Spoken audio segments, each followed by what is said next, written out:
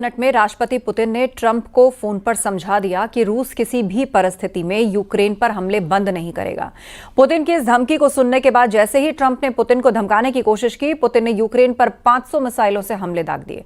दावा किया जा रहा है कि यूक्रेन ने रूस के डिप्टी नेवी चीफ को मारकर अपनी बर्बादी को बुलावा दे दिया है।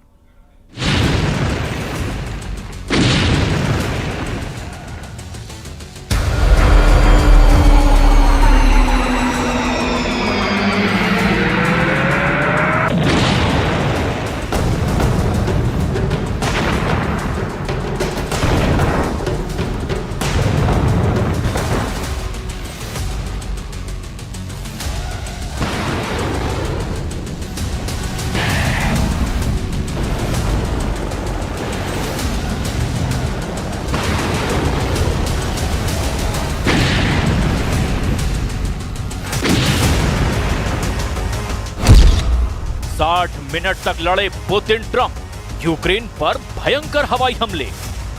60 मिनट तक फोन पर ट्रंप पुतिन को समझाने में लगे रहे कि वो यूक्रेन पर हमला ना करें, लेकिन पुतिन ने 60 मिनट में दो टूक कह दिया कि जब तक यूक्रेन के सभी 5 इलाकों पर रूस का कब्जा नहीं हो जाएगा, युद्ध किसी भी कीमत पर नहीं रुकेगा।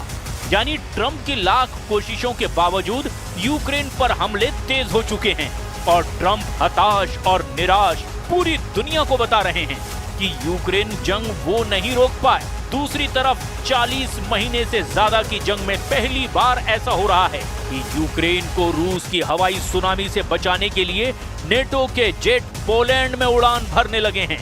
दावा किया जा रहा है कि 24 से 25 जून को हेग में हुई नेटो समिट के बाद से रूस ने यूक्रेन पर अब तक के सबसे घातक और बड़े हमले किए हैं। हम आपको दिखाने जा रहे हैं कि क्या अब नेटो रूस से सीधी जंग का मन बना चुका है। क्यों नेटो के लड़ाकू जेट रूसी हमलों को रोकने के लिए बड़े पैमाने पर मिशन पर निकल चुके हैं। हम आपको ये भी दिखाएंगे कि क्या ज़ेलेंस्की का वो दावा सही है जिसमें उन्होंने कहा कि रूस ने लगभग 4 साल की जंग में यूक्रेन पर 28,743 शाहिद ड्रोन से हमले किए हैं। हम आपको ये भी दिखाएंगे कि क्यों रूस ने अब यूक्रेन के 5 प्रांतों को नहीं बल्कि पूरे पूर्वी यूक्रेन पर कब्जा करने की जंग छेड़ दी है। सबसे पहले आप ये देखिए कि रूस इस वक्त पूर्वी यूक्रेन में कहां-कहां घातक हमले कर रहा है और ट्रंप पुतिन 60 मिनट तक फोन पर एक दूसरे पर क्यों भड़कते रहे। To President Zelensky tomorrow, early in the morning, and I'm very disappointed with the conversation I had today with President Putin because I don't think he's there. I don't think he's there, and I'm very disappointed. Well, it's not. I'm just saying, I don't think he's looking to stop, and that's too bad. Trump और Putin की वार्ता fail, 550 मिसाइलों से रूस का हमला। पिछले 7 दिनों से रूस के लगभग 50,000 सैनिक यूक्रेन के सुमे में भयंकर हमले कर रहे हैं। अभी तक जो खबरें बाहर आई है उसके मुताबिक जब से नेटो की मीटिंग शुरू हुई है उसके बाद से पुतिन ने यूक्रेन पर हमले 5 गुना तेज करवा दिए हैं। 3 और 4 जुलाई को रूस ने यूक्रेन पर तूफानी हमले किए हैं। जरा इन आंकड़ों को गौर से देखिए।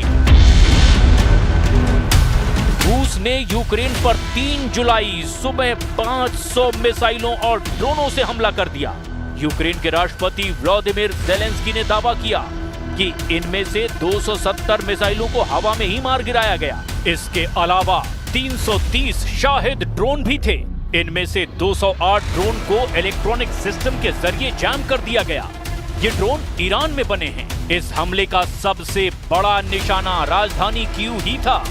कीव के अलावा डिनिप्रो, सुमी, खार्किव, चेरनिहिव और आसपास के इलाकों को भी नुकसान पहुंचाया।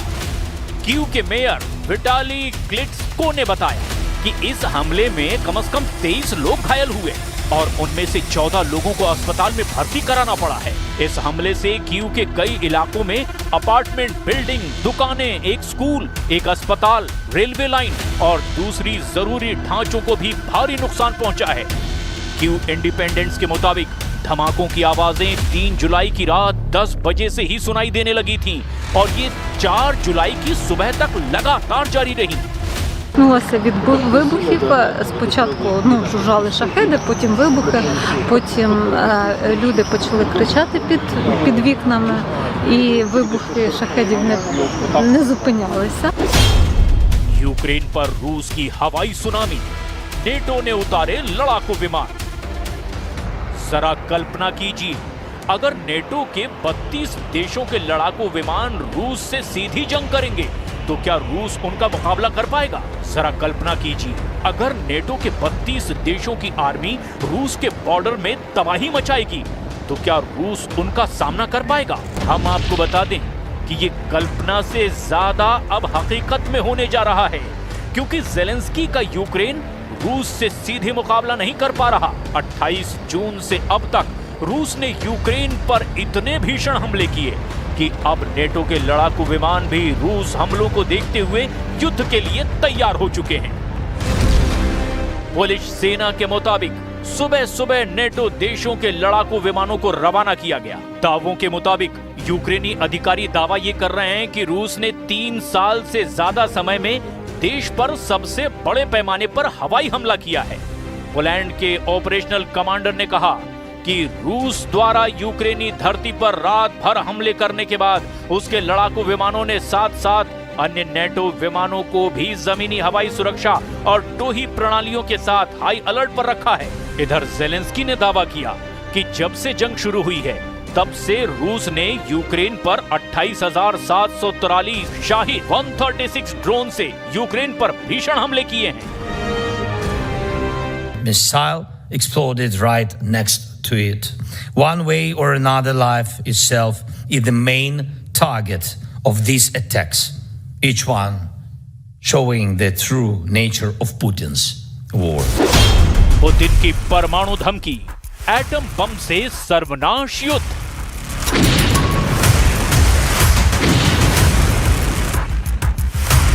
रूस ने लगभग 4 साल की जंग में साबित कर दिया है कि रूस कोई ईरान नहीं जिसे यूक्रेन नेटो के 32 देशों के साथ मिलकर हरा दें।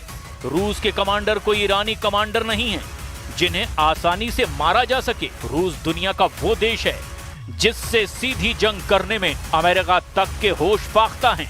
राष्ट्रपति पुतिन जैसा सख्त जुनूनी नेता ने यूक्रेन में अब तक 4 प्रांतों पर अपना कंट्रोल कर लिया है, जबकि एक प्रांत पर कंट्रोल करने के करीब हैं।